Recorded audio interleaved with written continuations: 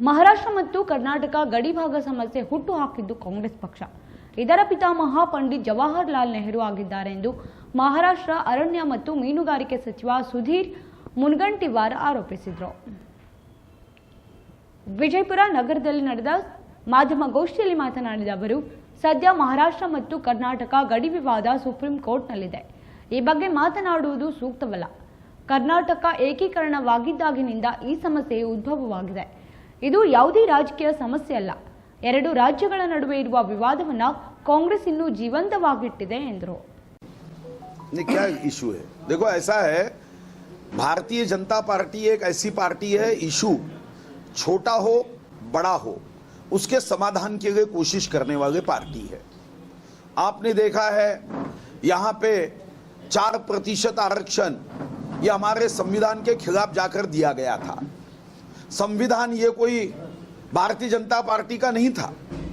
उसमें तो सभी पार्टियों के सदस्य थे. उस समय कांग्रेस के भी सदस्य थे. डॉक्टर राजेंद्र प्रसाद राष्ट्रपति महोदय के नेतृत्व में संविधान बना था.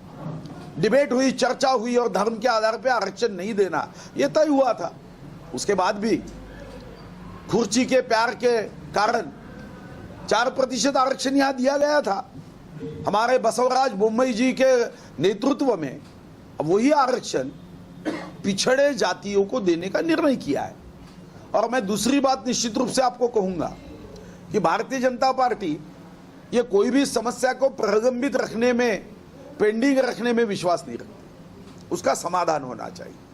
और इसीलिए चाहे 370 हो, तलाक हो, राम मंदिर का मुद्दा हो, कई पानियों के बारे में जो निर्णय है जो सुप्रीम कोर्ट में नहीं है, सरकार के पास है, इस जल विवाद के बारे में निर्णय हो, माननीय मोदी जी हर समस्या का समाधान करते हुए देश को आगे बढ़ाने का काम कर रहे हैं. तो कर्नाटक में भी कई समस्याएं अगर है तो ये सिर्फ भारतीय जनता पार्टी सुलझा सकती है. कांग्रेस को कोई अधिकार नहीं है. कांग्रेस को इतने वर्ष सत्ता रही और आज वो पूछेंगे ये क्यों नहीं हुआ, तो तब आप क्या कुंभकर्ण की नींद ले रहे थे कि कुंभकर्ण भी कहे कि रिश्ते में आप हमारे बाप लगते हो कि इतने वर्ष देश में और राज्य में सत्ता देने के बाद प्रश्न क्यों नहीं सुलझाए? आज पूछते हो कि भारतीय जनता पार्टी ने 5 वर्षों में क्यों नहीं सुलझाए? आप इतने साल रहे हो भाई. जब 1 नवंबर 1956 में कर्नाटक मैसूर राज्य के नाम से बना, 1973 में जब मैसूर का कर्नाटक बना, अरे तब से आपके नेतृत्व में कर्नाटक में राज रहा. क्या किया आपने? गरीबी बढ़ाई, करप्शन किया, कर्नाटक को बर्बाद किया. आज कर्नाटक की अस्मिता को, सम्मान को, प्रतिष्ठा को आगे बढ़ाने का काम भारतीय जनता पार्टी कर रही है. तो आपको गैस, पेट में दर्द शुरू हो गया है.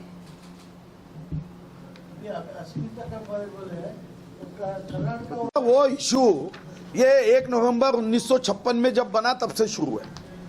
तब यशवंतराव चव्हाण जो महाराष्ट्र के नेता थे और तब उन्होंने, पंडित नेहरू ने ये विषय को जन्म दिया. इसके जन्मदाता पंडित जवाहरलाल नेहरू है. ये कोई भारतीय जनता पार्टी ने इस विषय को जन्म नहीं दिया है. और अभी ये मामला सुप्रीम कोर्ट में है.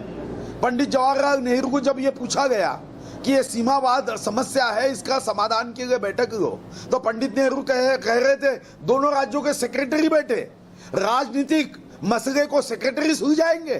कांग्रेस ने इस देश को समस्या का घर बना दिया. समस्याएं निर्माण करना ये कांग्रेस की पुरानी आदत रही है. आप कंटिन्यू क्यों कर रहे हैं? क्या कर रहे हैं? कंटिन्यू नहीं बताया वो सुप्रीम कोर्ट में. अब तो सुप्रीम कोर्ट में जो डिसीजन है वो तो सुप्रीम कोर्ट से सुलझता है. राम मंदिर का भी डिसीजन सुप्रीम कोर्ट में था, तो सुप्रीम कोर्ट के डिसीजन के बाद बारे में प्रश्न सुलझा है.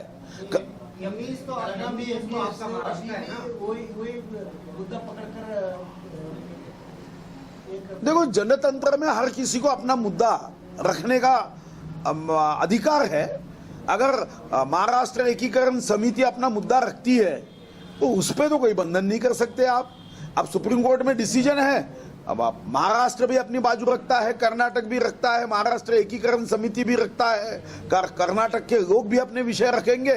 सुप्रीम कोर्ट सत्य के बाजू से निर्णय करेगी.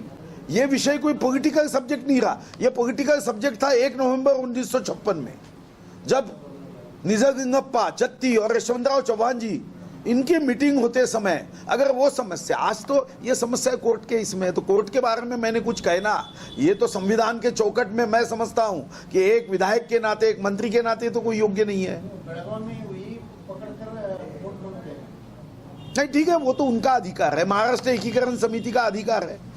हम तो भारतीय जनता पार्टी के नाते आज यहाँ कर्नाटक के प्रगति विकास की बात करने आए हैं और जनता को अपील करने आए हैं कि जनता ने विकास का साथ देना चाहिए।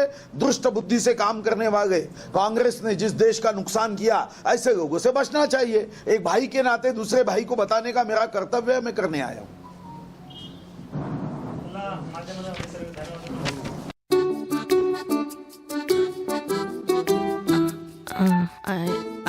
ಕ್ಯಾಟ್ರಾಕ್ಟ್ ವೈದ್ಯಕೀಯ ವೆಚ್ಚಕ್ಕೆ ಹಣವೇ ಅಡ್ಡಿಯಾಗಿದೆಯಾ? ಶ್ರೀರಾಮ್ ಫಿನಾನ್ಸ್ ಗೋಲ್ಡ್ ಲೋನ್, ತ್ವರಿತ ಸಂಸ್ಕರಣೆ, ಕನಿಷ್ಠ ದಾಖಲೆ ಸಂಗ್ರಹಣೆ, ನಿಮ್ಮ ಆಭರಣಗಳಿಗೆ ಸುರಕ್ಷತೆ. I love you. ನಿರಂತರ ಸುದ್ದಿಗೆ ಸಬ್ಸ್ಕ್ರೈಬ್ ಮಾಡಿ FM ನ್ಯೂಸ್ ಕನ್ನಡ ಹಾಗೂ ಬೆಲ್ ಐಕಾನ್ ಅನ್ನು ಒತ್ತಿ ನೋಟಿಫಿಕೇಶನ್ ಖಚಿತಪಡಿಸಿಕೊಳ್ಳಿ. ಧನ್ಯವಾದಗಳು.